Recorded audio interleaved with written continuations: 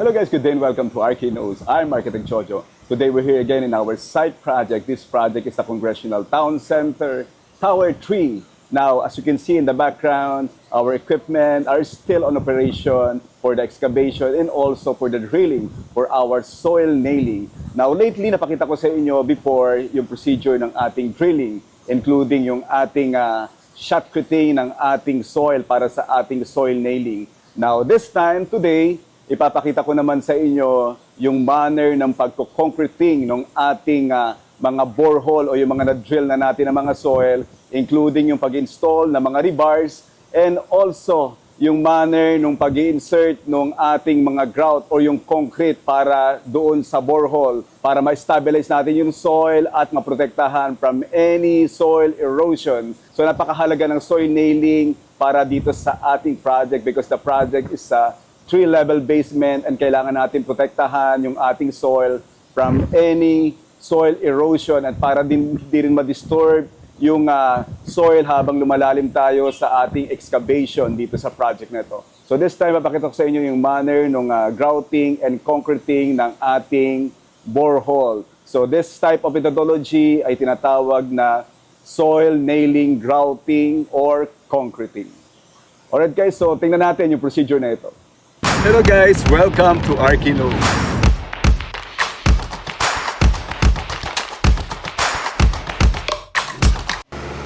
This is the hydraulic soil nail anchor drilling rig.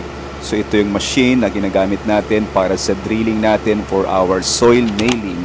Now in the previous video, the part 1, napakita ko sa inyo yung manner or yung procedure ng pagdi-drill, including yung paglalagay o pagpapalit ng ating spiral rod. So yung spiral rod na yan, yun yung drilling na kinoconnect natin doon sa machine para mag-drill dito sa ating soil. So this is a process of drilling. Now, on this video, papakita ko sa inyo how yung mga borehole na yan is malalagyan natin ng rebar and also malalagyan natin ng grout or concrete doon sa loob. Now, just a recap, so this is our hydraulic soil nail anchor drilling rig in action. Now on this video, I will show you the grouting and concreting of our borehole for soil nailing. Now this area or wall are ready for our grouting and concreting of our soil nailing. So you can see here the rebars inserted in the borehole, including the black pipe. That will be the channel for our grout or concrete to pass through inside the borehole. Now, hinahanda na yung rebar ng ating soil nail. So, piniprepare na siya. As you can see here in the background. Now, ito nakikita yung kulay blue. That is the stabilizer.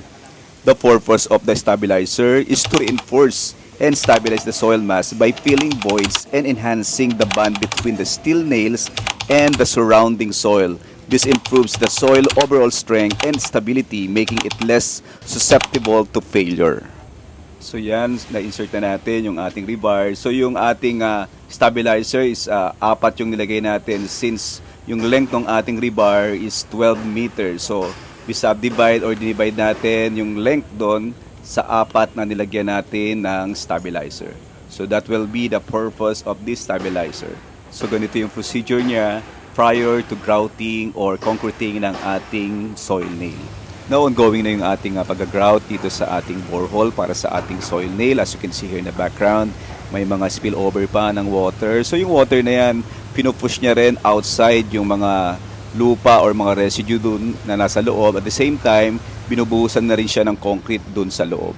So, as you can see here in the background, ito naman yung pressurized machine para sa ating pag-grouting. So yan yung nagbibigay ng pressure para yung cement is pumasok ng maayos doon sa loob ng ating borehole, as you can see here in the background. Now inaalis na yung black pipe kung saan dyan natin pinadaan yung ating grout para sa grouting ng ating soil nail. So this means malapit nang mapuno yung ating grout doon sa loob ng ating borehole. So ito yung process ng grouting ng ating soil nailing. Now ito naman guys yung manner ng pag-weld ng plate para dun sa pagtakip ng ating borehole or yung ating soil nail. So each borehole, meron tayong plate na naka-weld dyan to seal off yung ating soil nail o yung rebar natin para hindi siya ma-penetrate ng water. So itong area na to, na-shotcrete na natin siya. Alright guys, so these are the methodology of grouting and concreting of our soil nailing. So this one is a special construction dito sa ating project site. So ginagawa ito kapag tayo ay merong paghukay na malalim, lalong-lalo na itong project na to is 3-level basement. So napakahalaga ng soil nailing to protect and stabilize the soil while we are excavating deeper dito sa ating project na ito. And napakahalaga nito, no, para hindi rin ma-disturb yung soil natin habang naghuhukay tayo. So it is important and also a safety, no, sa ating mga equipment and also sa ating mga manpower na mga nandito sa construction site na maprotektahan sila and also yung ating construction area. Alright guys, so please do watch also the part 1 and the part 3 of this video para makumpleto nyo yung methodology ng soil nailing. And also, please do like, subscribe, and follow me para laging updated sa mga construction methodology and about architecture na isi-share ko sa inyo. Alright guys, so till then, I'm Architect Jojo, joyfully sharing with you what Arki knows. Thank you very much and God bless you all.